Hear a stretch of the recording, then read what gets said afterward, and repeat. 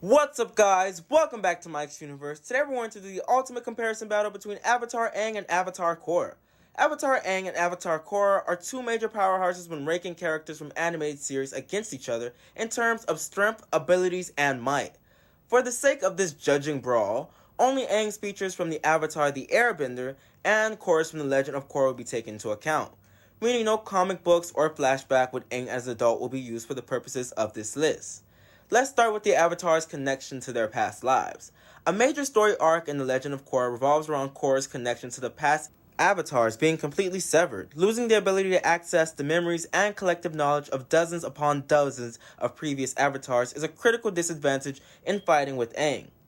Commands of various bending techniques, fighting forms, tactical intelligence, and situational awareness are just a few of many advantages Aang is still given by having the connection to the avatars that came before him.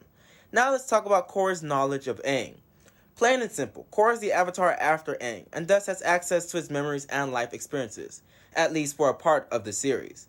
Knowing what Aang is capable of and who he is as a person tips the scales in Korra's favor, if these two went head to head.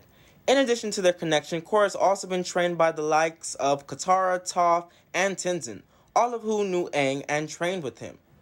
Learning from others who have learned from Aang or taught Aang gives Korra a more advantage with her opponent. We know that Aang is clearly the superior airbender. When it comes to bending water, earth, and fire, Aang and Korra are more or less equivalent by the respective shows. However, when judging airbending ability, Aang is easily the more skilled bender and thus gaining an advantage over Korra. Being the last airbender and the person who revives the near extinct bending makes Aang a superior bender, as everything Korra learns from Tenzin is something he learned from Aang. If Aang is superior airbender to Tenzin, which he is, then it is impossible for Korra to be a better airbender than Aang. However, Korra has a stronger fighting spirit. Through Avatar The Last Airbender, Aang shows that he's a pacifist, who'd rather talk to someone than have to fight them, a trait common of his air nomad people. Whereas Korra in her series is the exact opposite, always eager for a fight and unafraid to do what it takes. This is an advantage for Korra over Aang. She won't have the hesitation that Aang will when it comes to bringing the fight to your appointment and doing what needs to be done. Aang has shown some serious bending power. The colossal power Aang displays in his showdown with the Fire Lord Ozai is nothing short of a jaw-dropping moment. Nothing Korra does over the course of her show is able to overshadow the impressive display Aang puts on the finale of Avatar The Last Airbender. Yes, Korra has many awe-inspiring and intimidating feats of power in The Legend of Korra, but none are as earth-shattering devastatingly as we've seen from Aang during his fight with Ozai. Korra has more control of the Avatar state. Throughout her series, Korra displays a complete commanding of the Avatar state, being able to shift in and out of it at will. Even after she loses her connection to her past life, Korra manages to regain majesty of the Avatar state. Aang, on the other hand, struggles throughout his show controlling the Avatar state and can only enter it when pushed to his limits physically or emotionally. Although he doesn't seem to gain control in the finale, these few brief moments don't outweigh the catalog of examples for Korra. But Aang does have some serious speed and agility. As a natural airbender, Aang has some incredible skills in regards to evasion, speed, and agility that outmatch Korra's. While Korra tends to meet danger head-on with brute force, Aang uses his speed to his advantage, letting opponents overexert themselves and force themselves into compromising positions.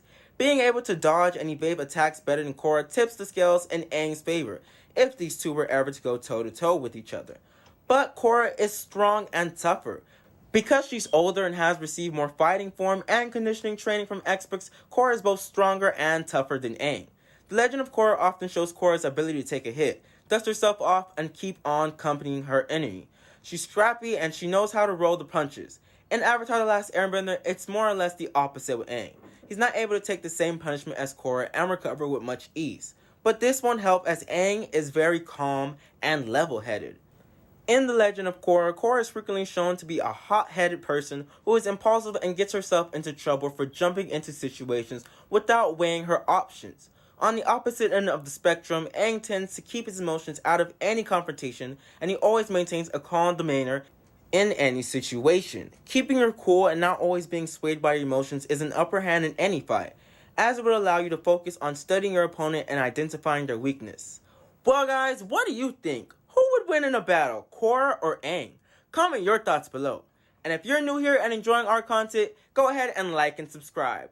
and click that bell notification to stay tuned into our universe. Thanks for watching and tune in next time.